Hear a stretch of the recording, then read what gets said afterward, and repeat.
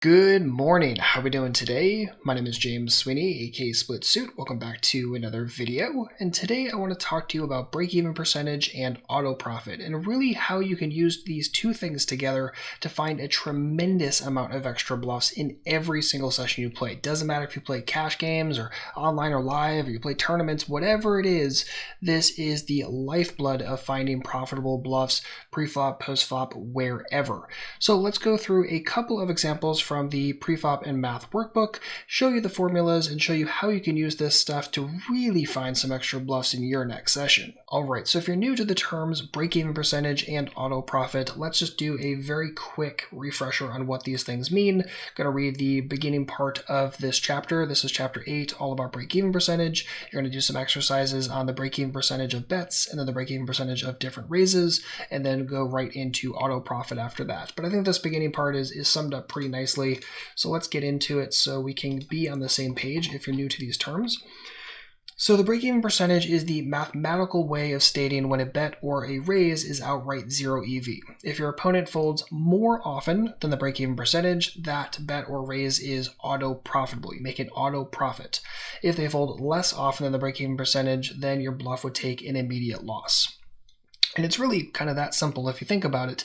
If you make a bet or a raise and you know the break-even percentage of that, and you know your opponent's going to fold more often than that number, then you can find tons of easy bluffs. And honestly, this is like a major focal point in my entire poker strategy, is looking for situations where my opponent is likely to fold too often given the size of my bet or raise, and as such, I'm looking to bluff that spot a tremendous amount of the time. My cards don't really matter when they're folding far too often, and there are tons and tons of different bluff combinations within pretty much any single range you're going to have, especially on earlier streets, and as such this should be a very focal point for you. And it really doesn't take that much time and exploration to be able to memorize some of the break-even percentage numbers and then start saying, okay, well, how does that compare to how often my opponent hits versus misses? And when you can find these gaps where they're folding far too often, given the size of common bets and raises, that is a very lucrative situation for you. So this is definitely worth exploring in between sessions. So the major formula you need to know is this: the break-even percentage equals risk divided by risk plus reward. So say that with me if you've never heard this formula before. Break-even percentage equals risk divided by risk plus reward. So the risk is the size of your bet or raise, and the reward is the size of the current pot that you are fighting for right this moment. So keep all of that in mind. Again, auto profit means they're folding more often than that break-even percentage, and that is really what we're focused on here. So with all of that in mind, let's flick over real quick and do this first one. Now, this is kind of simple in terms of the sizes, right? They're nice and clean. $60 pot and a $20 bet, a $40 bet, $60 bet. These are nice, easy round numbers. Not all of the exercises are going to be this simple, right? You look over here, 34K, you're working with a 10K bet and a 25K bet, and these are set up to be different cash and tournament hands, so that way you're getting different bet sizes in terms of like number of chips and that sort of stuff. Really keep your poker math brain very sharp. But let's do the basic one first. So we'll start with this $60 one. Flick over here, perfect, and let's get into it. All right, so let's just blast through these together because these are pretty simple. So the prompt is the current pot is $60 before you bet, and we're going to complete this table down below for each of these possible bet sizes. So a $20 bet size, a $40, $50, $60, and $80. And there are two things that we're factoring in for each bet size. One is the break-even percentage, and then the second is the percentage of the pot. So let's start filling out kind of just left to right and go forward from there. So percentage of the pot, 20 into 60 is 1/3 pot, so 1/3. 40 into that is going to be 2/3 pots. 60 into 60 is obviously full pot, so 100% of the pot. 50 into 60 is what, 83%? 1/6 is 17%, and 100 minus 17 equals 83. And then 80 into 60 is going to be 133, so 1 1/3. Easy peasy. All right, so now let's start ripping through and doing the break-even percentage. So again, remember, we're doing risk divided by risk plus reward.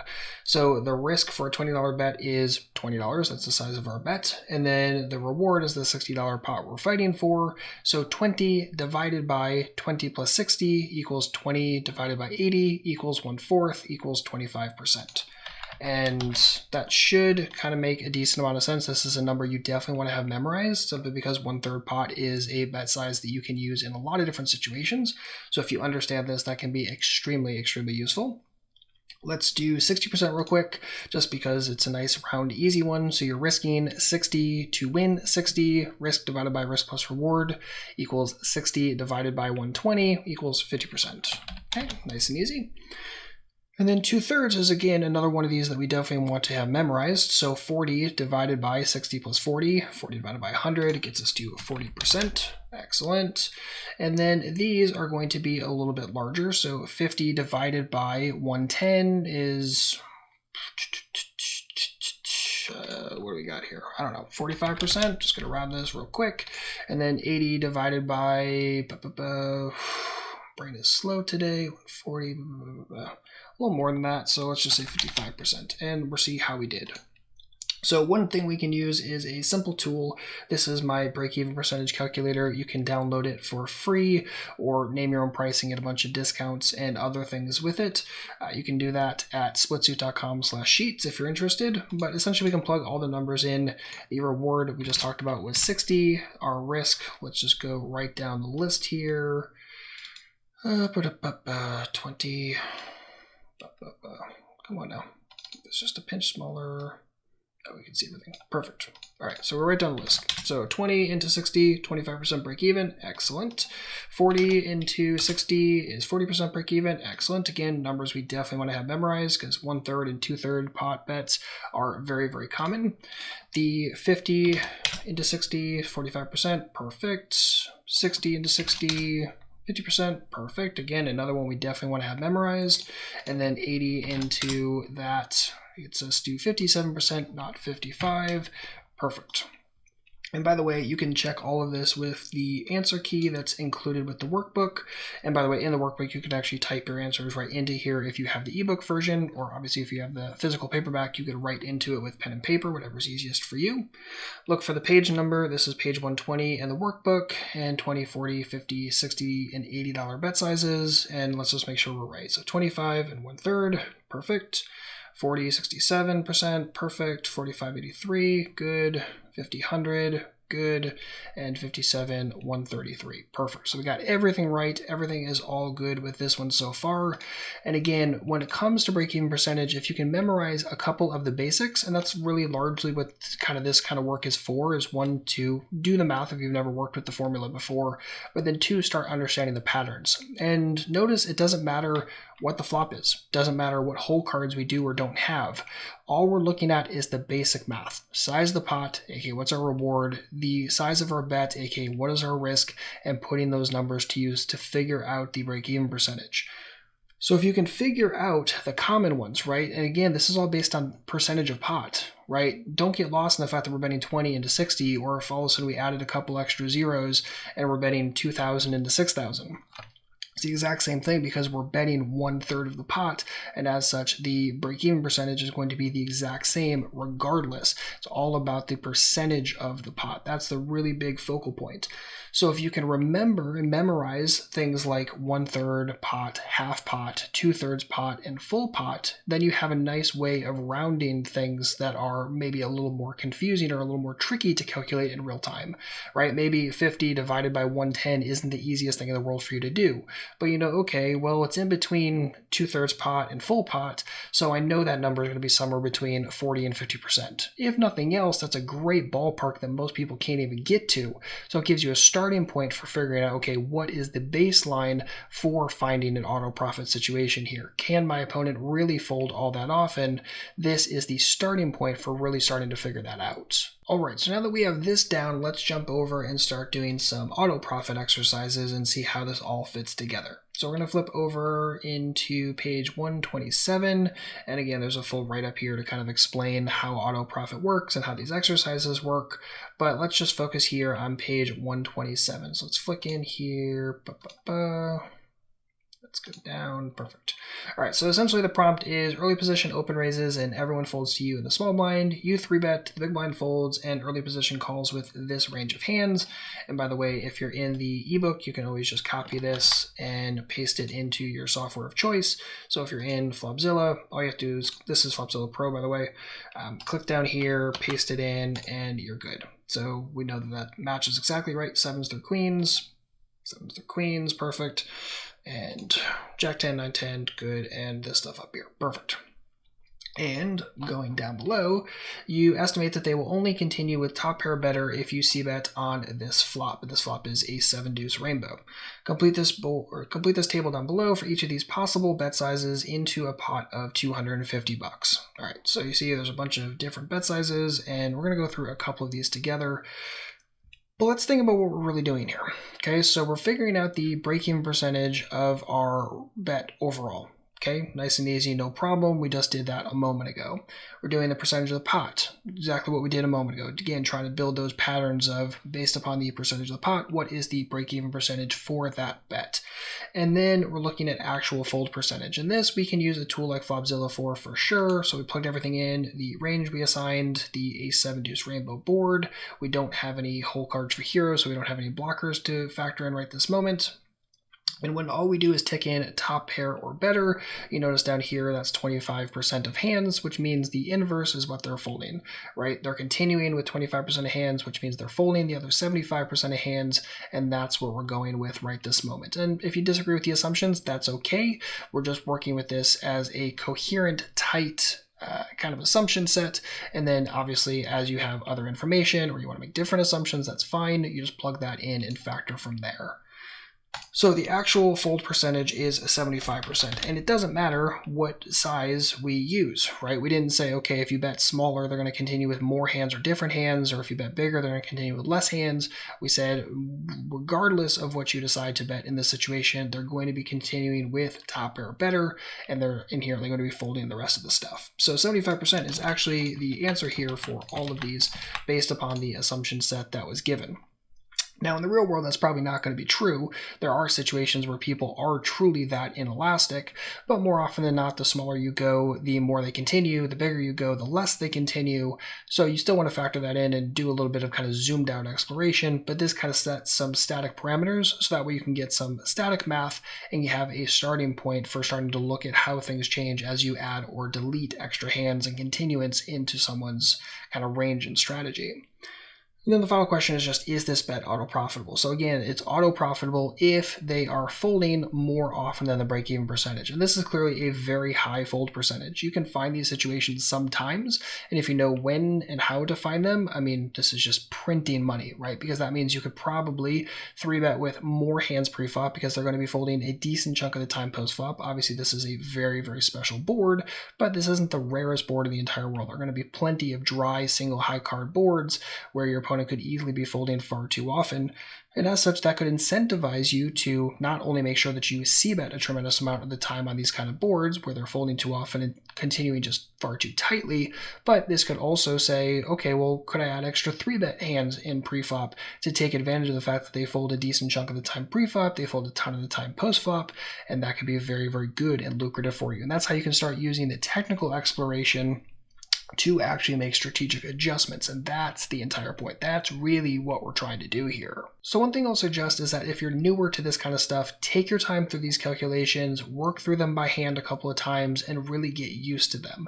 As you're a little bit more seasoned, or as you're using this stuff and really preparing to use it in real time at the tables, then I would get used to kind of rounding some of these things and being able to estimate them more proficiently. But in the beginning, do this by hand. For the moment, instead of going through and doing each of these with a calculator, because 80 into 250 is a little bit wonky, it's not perfect, and same thing for some of these other numbers, you can just round these things, right? 80 into 250 is give or take around third pot.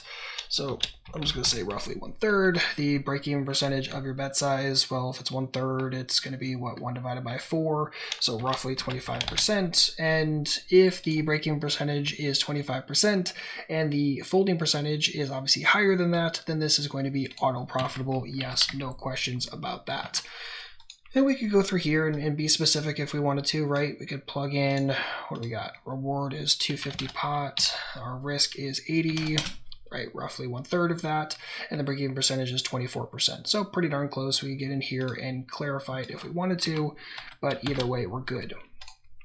Now, if you want to kind of just jump ahead and eyeball this real quick, the biggest bet size we have here is 200, which is what, 4/5 pot. So we know that a full pot bet is a 50% break-even percentage. Well, the full percentage is 75%. So we already know for sure that all of these are going to be auto-profitable, right? Because the biggest bet is going to have a 50%, actually lower than 50% because it's not even full pot. It's going to be under 50% for the highest break-even percentage that we have. The actual folds is 75%. So all of these are going to be yes, no question about that. Perfect. And again, we could eyeball this, right? Run 120 is roughly half pot compared to 250, right? 125 would be a perfect half pot. So let's just say roughly 1/2. And then if that's roughly 1/2, then this is going to be what? Roughly, brain, come on, roughly 1/3. Goodness, been a long morning already.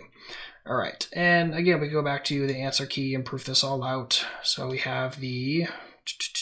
And by the way the answer key is organized is very simple. You look for the page number. So here, page 127, and it gives you everything you need to know. And by the way, if you bought the paperback version of the book, and obviously you're not going to be able to copy and paste from this range strand out of the workbook itself, you can open up the answer key, go here, copy it, and then paste it right into your software of choice, Equilab, Flopzilla, whatever it be. So let's just proof this real quick. 80, roughly 1/3, perfect. Break-even percentage of 24%, excellent. This one is roughly half, good, and roughly 1/3, perfect, good, and yes for auto profit. And again, all of these are yes. We already did all of those. And again, even the biggest one at 80% pot is going to be a break-even percentage of 44%. And we know, again, the folding percentage is higher than the break-even percentage, and as such, auto-profitable, yes. Which essentially means every single bluff combo in my range is incentivized to bluff because it's auto-profitable. Doesn't matter if I have complete napkins, if I have 2 blank cards, if I even have a set. Like, all of those bets are going to be auto-profitable. Now, it doesn't mean that I necessarily want to fire all of them, maybe thinking about future context or something else, or maybe I'm being a little bit generous about how often they're actually going to fold, so maybe I don't take all of my bluff combinations, but the higher and higher that fold percentage gets, the more incentivized you are to bluff a tremendous amount, simply because the auto profit, given the break-even percentage of your bets and raises, is going to be very, very favorable to you. And that's how you can start kind of tying these two things together. So if you do this kind of exploration, you start to memorize what are the common break-even percentages for different bets and raises that you make consistently. Again, thinking about it in terms of percentage of pot rather than pure dollar amount or pure chip amount is going to be very helpful for saying, okay, here's how often they need to fold, estimating how often you think they're going to fold based upon what you think their range is, how it hits the board, and how they're going to continue against different bet sizes. And then you can start saying, okay, well, this is a bet size where I am definitely incentivized to fire a lot and fire with a tremendous amount of extra bluffs. Rather than playing your bluffs in a really kind of hit or fit kind of fashion, you can really start saying, okay, this is a good spot to bluff, or maybe this is a terrible spot to bluff. Both of those things are very, very important pieces of information to have in your back pocket. And the good news is that work like this can be totally focused and done between sessions. If you are interested in doing more work like this, pick up your copy of the workbook and do more exercises just like the ones we did in this video, including raising situations, which we didn't get to in this one. There are plenty more situations like this, and not just break-even percentage and auto profit, but tons of other things like 3-betting and combos and all those sorts of fun things. And they're all available in the Preflop and Math Workbook, available at splitsuit.com/preflop. Grab your copy, do just a few pages per day, and start seeing poker through a technical point of view. You don't need an IQ of 175 to grasp poker math. You just need to do a little bit of practice between sessions, and it won't take too long before you fully get this stuff, and it's definitely going to help you at the end of the day. Again, that's splitsuit.com/preflop to grab your copy of the workbook, or you can get a copy of the paperback physical version via Amazon. Whichever works best for you is totally good. And that is going to wrap it up for this video. Hopefully you enjoyed. Hopefully you learned a little bit about break-even percentage and auto profit. If you have any comments or questions, please don't hesitate to leave a comment down below. And also, if you enjoyed this video, whether you learned something or just reinforced a very important concept to you, please make sure to give the video a thumbs up as well, and subscribe if you're not already subscribed. I have some fun stuff slated for the future videos, so I think you're really going to enjoy that. We're going to start stepping away from the workbook a little bit and start getting into answering some more questions that you guys are sending in. And by the way, you can always send in your own question at splitsuit.com/ask. So again, thank you so much for hanging out today. If you need anything at all, please don't hesitate to let me know. Otherwise, as always, good luck out there and happy grinding.